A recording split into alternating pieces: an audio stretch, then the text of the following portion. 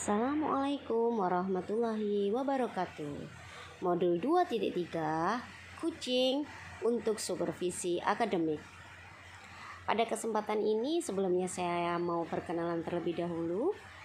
Perkenalkan, saya Anita Dipurwaning, CGP Angkatan 7 Kabupaten Magetan, dengan Bapak Fasilitator Bapak Muisman SPD MPD dan pengajar praktik saya Bapak Saikun SPD MPD. Tugas 2.3.A.6 demonstrasi kontekstual mempunyai tujuan khusus, yaitu CGP bisa melakukan praktik kucing dengan CGP lain untuk mengembangkan area kompetensi kucing pada konteks area pembelajaran atau dalam keseharian CGP. Baiklah, untuk praktik kucing kali ini terdiri dari 3 CGP. Yang pertama adalah saya sendiri, Ibu Anita Dipurwaning, selaku pengamat dari SMP Negeri 1 Karangrejo.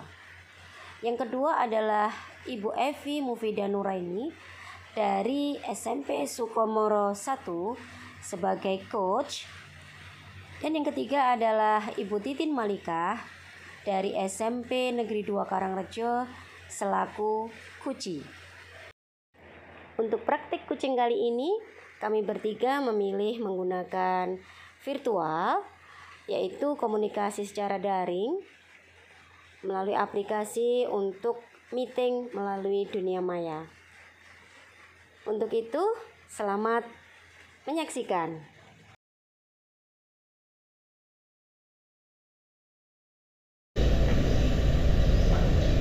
Assalamualaikum warahmatullahi wabarakatuh. Waalaikumsalam warahmatullahi wabarakatuh, Bu Nita. Iya.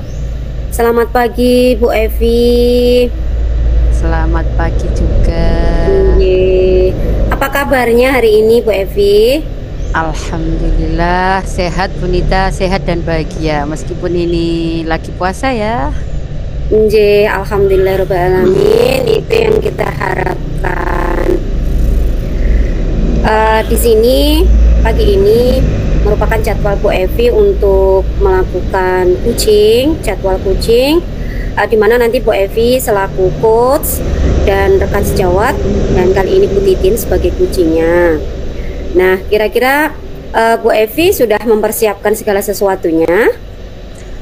Sudah, Bu Nita, alhamdulillah sudah saya persiapkan, dan kemarin Bu Titin juga sudah saya hubungi kalau hari ini saya dan Bu Titin akan melaksanakan coaching. Oke, siap. Sebelumnya, jadi ini saya akan memperlihatkan, saya bacakan di Bu Evi, nanti poin-poin pengamatan dan rubrik penilaiannya itu seperti apa.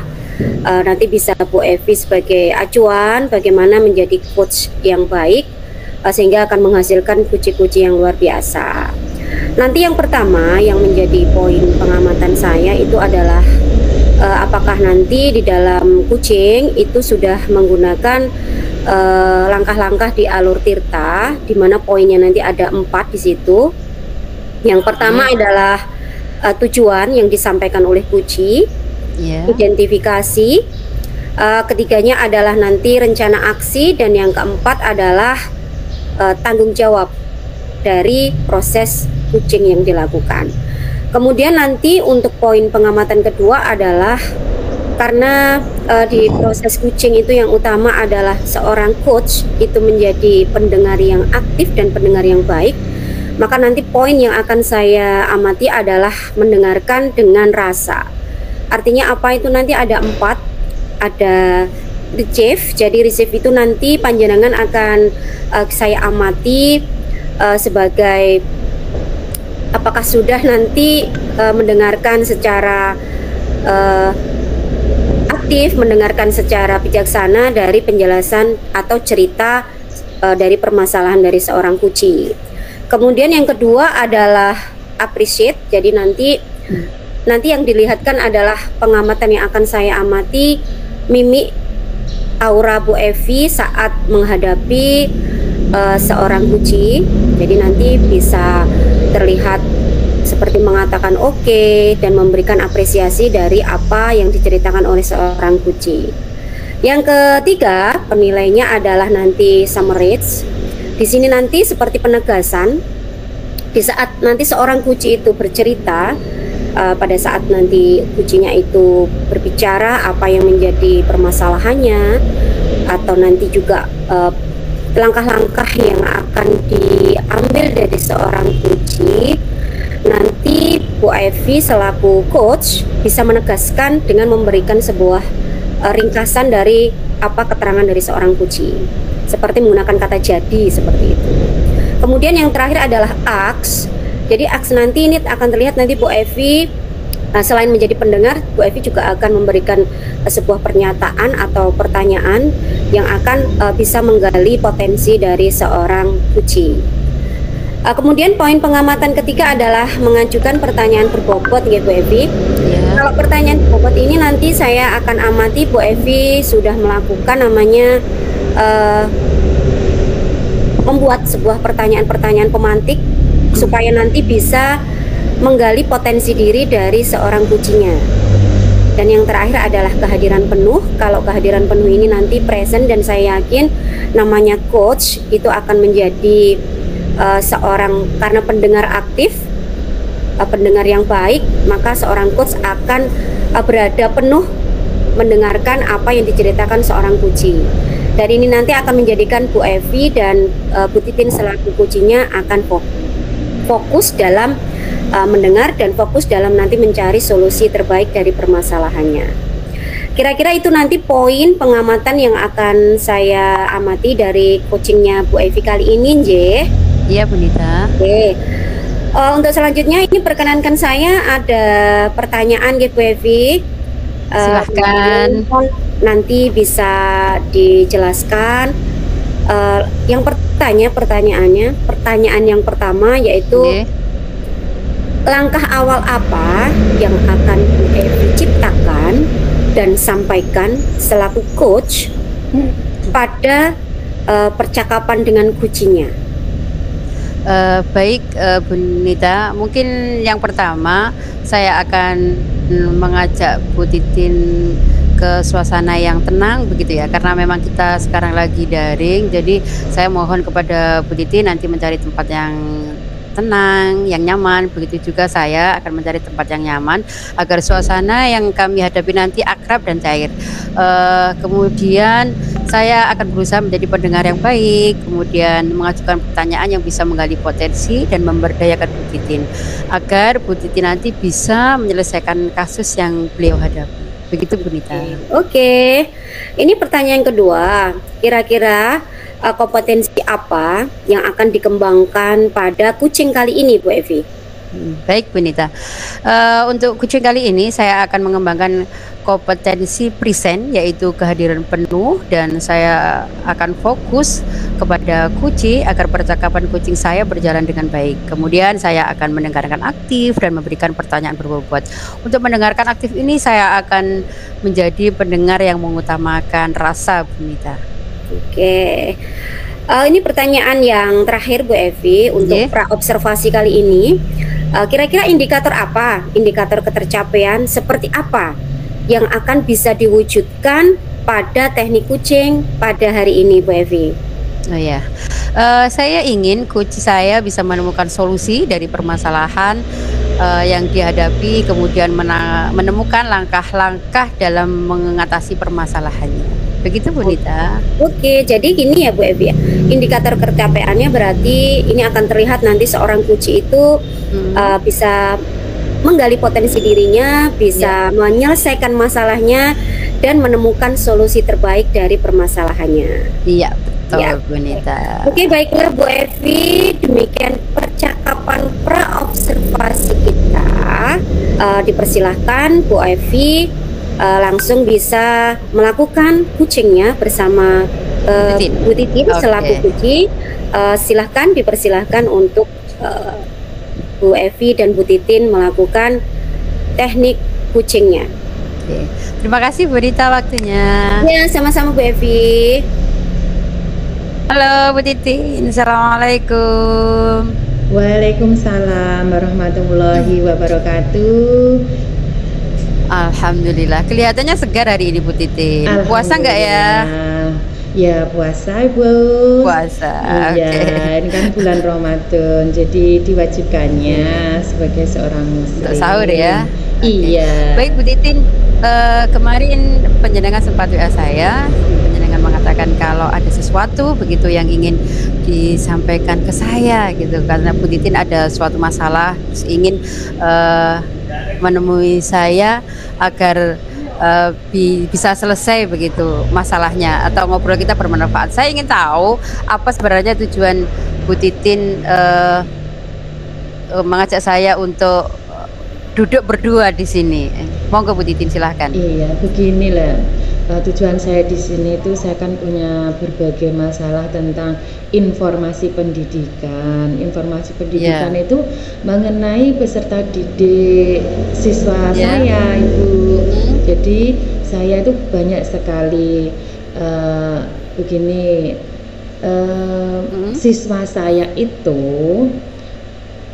belum bisa membaca. Kebetulan saya ini kan guru BK kelas 7. Jadi awalnya saya kira anak tersebut itu sudah bisa baca. Ternyata setelah saya gali, ternyata setelah saya panggil, ternyata dia itu tidak bisa membaca, Ibu. Itu tidak hanya satu saja. Jadi berbagai kelas itu juga ada juga yang tidak bisa membaca. Jadi berarti intinya Bu Titin lagi menghadapi ini ya, ada kasus siswanya yang tidak bisa membaca, dan bagaimana agar percakapan kita pagi ini nanti menghasilkan begitu ya, menghasilkan solusi dari permasalahan-permasalahan yang Bu Titin hadapi, begitu ya Bu Titin? Iya Ibu. Jadi saya kan merasa punya beban kalau siswa saya itu di SMP kok gak bisa baca itu. Jadi itu adalah sebuah tantangan, dan itu pun harus saya laluinya, dan semuanya ini harus saya lakukan. Karena apa? Untuk anak-anak supaya bisa membaca, supaya bisa mengikuti kegiatan pembelajaran dengan baik. Begitu Ibu Evi. Bu Titin, ini kelas berapa ya untuk anak-anak yang tidak bisa membaca ini? Apakah ini khusus di kelas 7 atau di beberapa tingkatan itu selalu ada anak yang tidak bisa membaca begitu? Kebetulan saya kan ngajarnya kelas 7. Nah ini kebetulan juga ini siswanya siswa kelas 7. Nah, kelas 7. Iya. Untuk kelas 7 ini banyak yang ada sih ada yang belum bisa baca. Membacanya ada yang kurang lancar, kemudian ada yang belum bisa membedakan huruf antara A dengan huruf yang lainnya gitu, yang konsonan maupun vokal itu ada juga gitu. Bu Titin, kalau boleh saya tahu apa ini keinginan Bu Titin ya, begitu Bu Titin tahu kan beberapa anak kelas 7 ini tidak bisa membaca begitu. Keinginan selanjutnya apa sih setelah nanti Bu Titin mengetahui data-data anak tersebut, kemudian mengumpulkan anak tersebut begitu? Keinginan Bu Titin ke depannya apa? Saya itu begini Bu Evi ya, mempunyai keinginan anak-anak tersebut itu yang tidak bisa membaca itu saya tangani betul. Karena apa? Saya kasihan, karena di usia SMP kok belum bisa membaca, nanti apa yang terjadi untuk kelanjutannya. Nah, anak-anak tersebut saya kumpulkan Bu. Saya koordinasi antara guru mapel sama guru wali kelas, bahwa siswa tersebut setelah saya data ternyata ada yang belum bisa membaca, ada yang membacanya masih kurang lancar. Nah itu saya kumpulkan, kemudian saya tarik di sebuah ruangan. Nah itu kemudian saya bina dengan belajar membaca. Jadi untuk jadwalnya itu saya yang menentukan, karena saya harus berkoordinasi dengan guru mapel dan saya harus koordinasi dengan kurikulum. Jadi anak-anak tersebut bisa mengikuti pembelajaran seperti anak-anak biasa. Seperti itu, Ibu.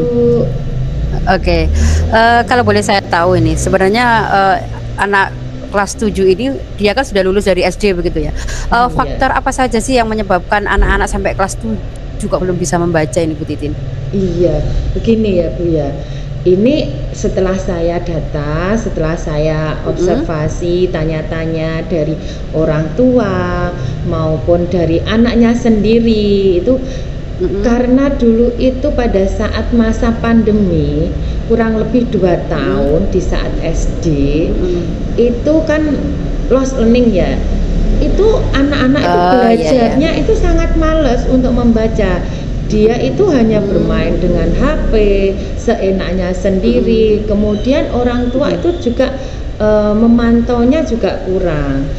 Jadi anak-anak itu misalkan begini, Bu, untuk belajar itu membaca yang agak panjang, misalkan dengan kata-kata berlangsung gitu, ada yang masih mengeja, ada juga masih kemudian langsung gitu, ada juga dengan siswa saya itu membaca dengan apabila membaca bahasa Inggris gitu ya, understand gitu, itu belum bisa juga. Jadi itu saya kumpulkan tingkat kategorinya anak-anak tersebut.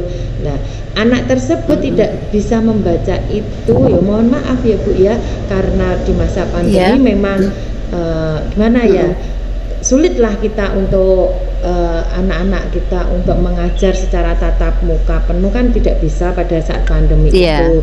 Jadi ya kita memaklumi juga. Kemudian yang keduanya itu anak-anak itu untuk semangat membaca itu mengalami penurunan.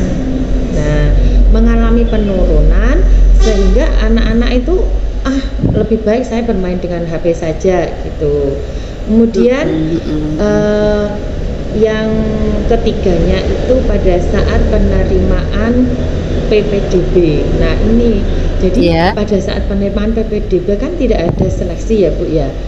Jadi semuanya pokoknya langsung masuk, diterima. Iya, diterima. Jadi ya pada saat kita mulai mengajar, kita kan harus satu persatu melihat karakter anak didik kita. Oh ternyata seperti itu.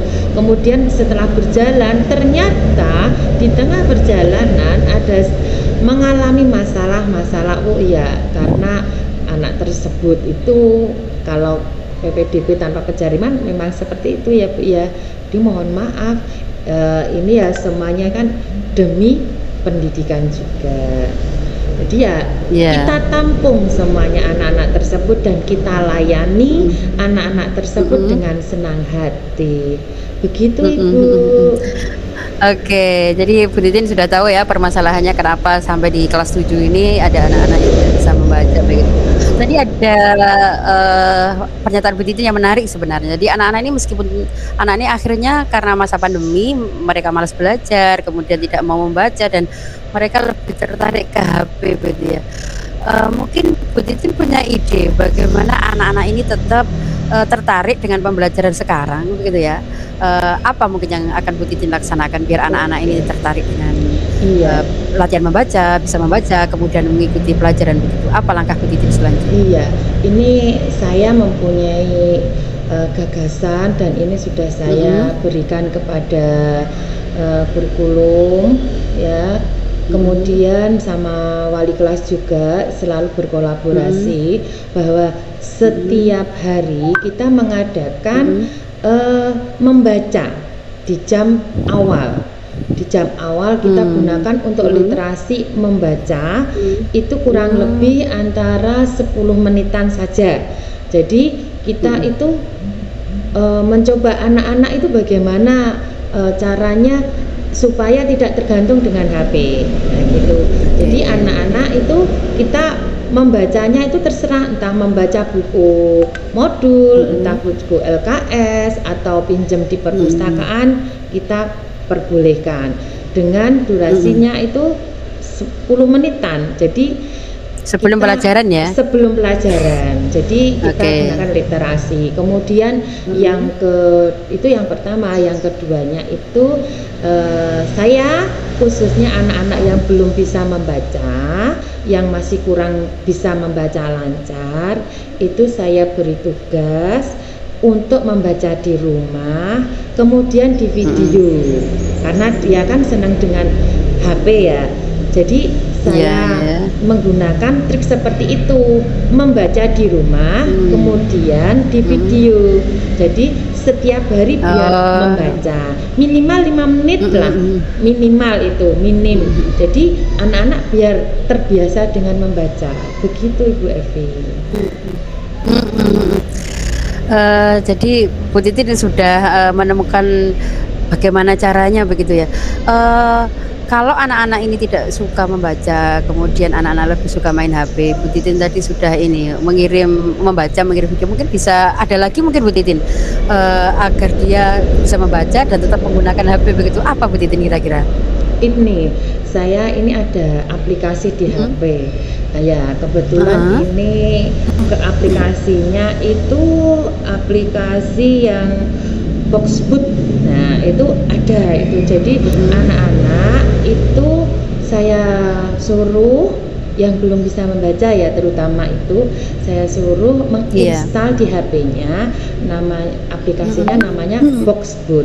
Di situ nanti anak-anak akan di situ seperti robot, dia membaca, kemudian siswaannya yang belum bisa membaca lancar itu menirukan. Nah, di situ semuanya tinggal memilih berbagai bacaan. Jadi anak-anak kan memang kita harus bisa mengikuti ya Bu ya, dengan perkembangan zaman seperti ini gitu. Supaya apa? Anak itu senang, nyaman dan terlayani juga. Oke, bagus sekali. Bu Titin sudah menemukan itu. Kira-kira kapan ini Bu Titin mau mulai melaksanakan rancangan-rancangan atau ide-ide yang kita ketemukan hari ini, Bu Titin? Ini saya berusaha dengan semaksimal mungkin. Ya ini mulai minggu ini kita sudah minggu ini saya sudah membuat rancangannya dan actionnya mulai hari Senin depan. Jadi hari Senin depan kita sudah mulai action dalam pembelajaran yang mengalami kesulitan membaca tersebut. Membaca. Bu Titin, kalau boleh tahu nih, Bu Titin ini anak-anak sekarang yang tidak bisa membaca itu menurut Bu Titin berada di level berapa ini sekarang anak-anaknya? Ini anak-anak ya menurut saya ya, saya kira itu di level 5 ya. Karena apa? 5 ya? Iya. Sudah tinggi loh kalau 5 itu. Karena ini ada skalanya, ada yang 4 dan ada yang 5. Gitu. Jadi saya buat secara keseluruhan 5. Karena apa? 5. Kalau di seusia SMP kan harusnya membacanya itu lancar ya. Lancar banget kalau di usia SMP. Itu jadi ini ya tingkatannya levelnya level 5 gitu. 5. Terus target Bu Titin ke depan anak-anak ini berada di level berapa? Kalau saya mentargetkan itu sudah di level ya kurang lebih di level 6 itu sudah bagus. Karena apa? Bisa membaca lancar itu aja sudah bagus itu menurut saya. Tapi yang tergantung dari anak-anaknya juga sih ya. Karena anaknya itu semangatnya luar biasa, mungkin bisa mencapai di level 7. Kalau anaknya itu memang tidak bisa, ya itu karena membutuhkan waktu yang lama, kurang lebih ya di level 6 karena melihat dari kondisi anak tersebut. Begitu. Baik Bu Titin, kita sudah di penghujung waktu ini. Tadi kita sudah ngobrol dari awal, Bu Titin sudah menjelaskan tujuannya, kemudian permasalahannya, rencananya. Mungkin Bu Titin bisa merangkum ya atau menceritakan kembali gitu. Sebenarnya apa yang sudah kita peroleh pagi ini dengan kita ngobrol berdua tentang kesulitan belajar Bu Titin yang dialami di sekolah. Baik, begini. Mungkin bisa diceritakan kembali. Hari ini kan saya sudah menuangkan unek-unek saya ya. Jadi saya sudah merasa lega, sudah merasa tidak terbebani dengan apa yang ada di pikiran saya. Kemudian saya sudah merasa senang,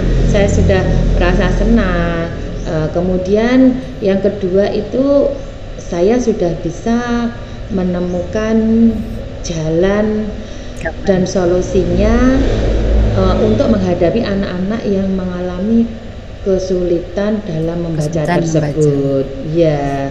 Jadi alhamdulillah.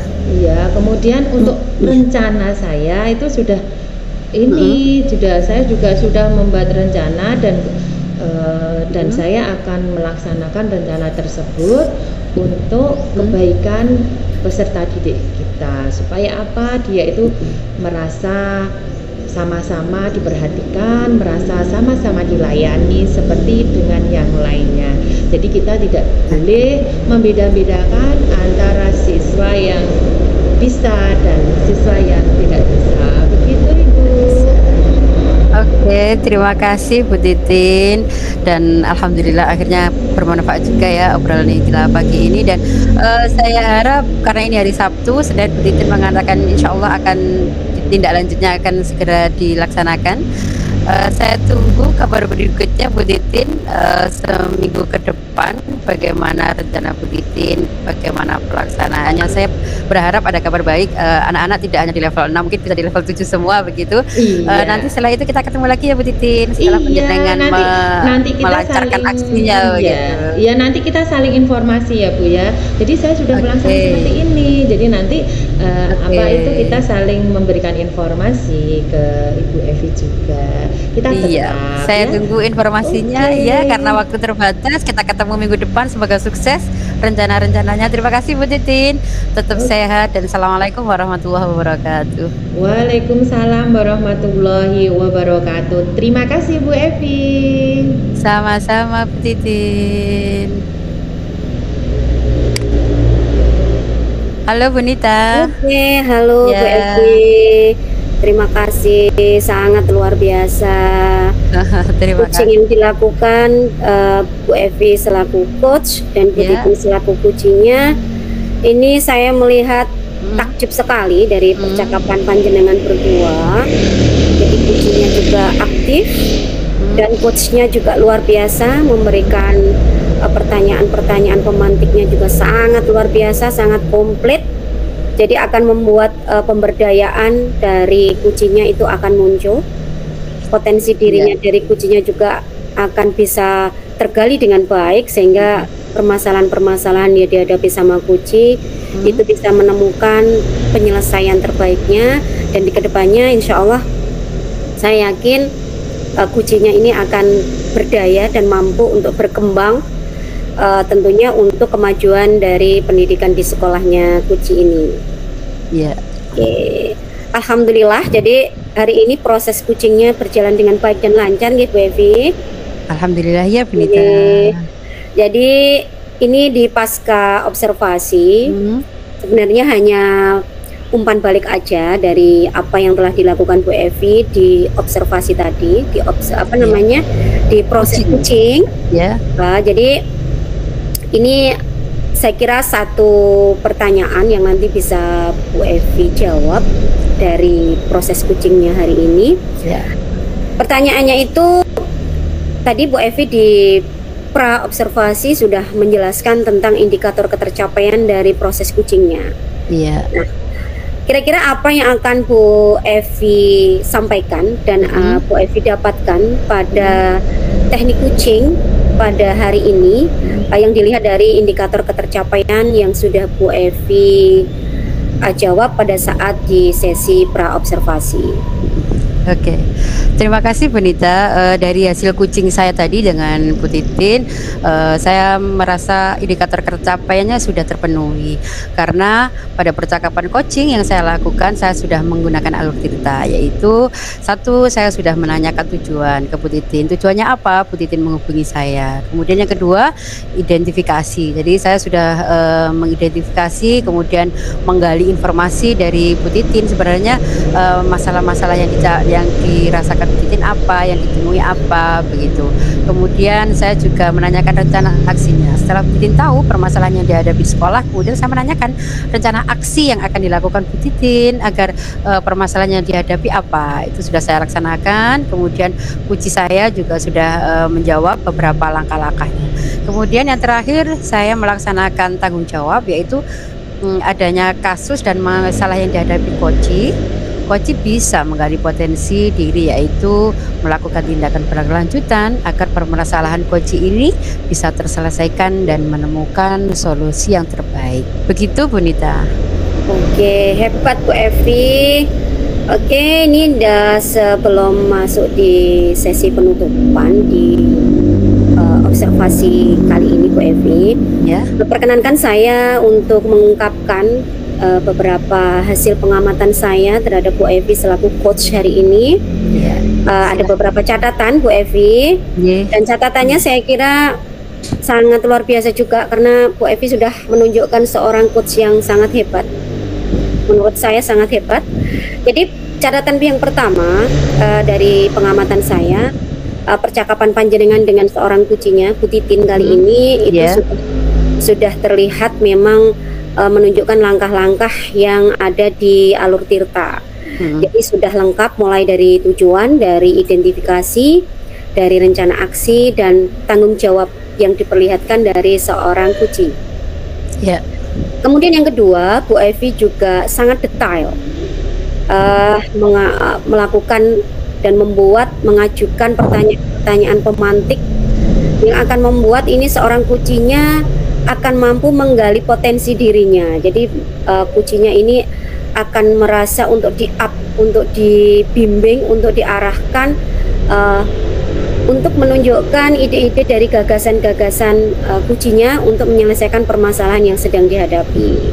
Yang ketiga, yaitu Bu Evi juga sudah menjadi pendengar yang sangat baik. Bagi saya Bu Evi luar biasa, jadi mendengarkan dengan baik, mendengarkan dengan metode rasa dan juga kehadiran. Jadi presentnya Bu Evi juga terlihat. Bu Evi fokus hanya untuk menyelesaikan atau mendampingi Bu Titin selaku kunci dalam menyelesaikan permasalahan yang dihadapi. Dan yang terakhir, ini yang luar biasa bagi saya, Bu Evi itu sudah melakukan pendampingan di dalam kucingnya itu, teknik-teknik penyampaian pertanyaan-pertanyaan yang berbobot bermakna. Ini yang sangat luar biasa, sehingga akan mampu menggali ide-ide dan gagasan dari Bu Titin selaku kuci itu disampaikan, muncul semua idenya, sehingga diharapkan dari permasalahan dihadapi Bu Titin ini akan terselesaikan dengan baik. Dan yang terakhir, saya takjub karena apa? Suasana yang diciptakan dari kucingnya itu sangat nyaman, sangat cair dan bersahabat. Jadi sepertinya hal-hal seperti ini harus dipertahankan dan ditularkan, bahwa sebenarnya teknik kucing itu sangat menyenangkan sebenarnya, bukan menakutkan tapi menyenangkan, karena lebih cenderung ke sharing dan bukan membunuh juga, tapi cenderung untuk berbagi, cenderung untuk mencari solusi terbaik dari permasalahan-permasalahan yang dihadapi seorang pendidik. Saya kira itu pengamatan dari saya, Bu Evi, dan saya berharap kedepannya nanti Bu Evi akan semakin up, semakin hebat dalam melakukan teknik-teknik kucing berikut. Amin. Terima kasih. Diakhiri sekian.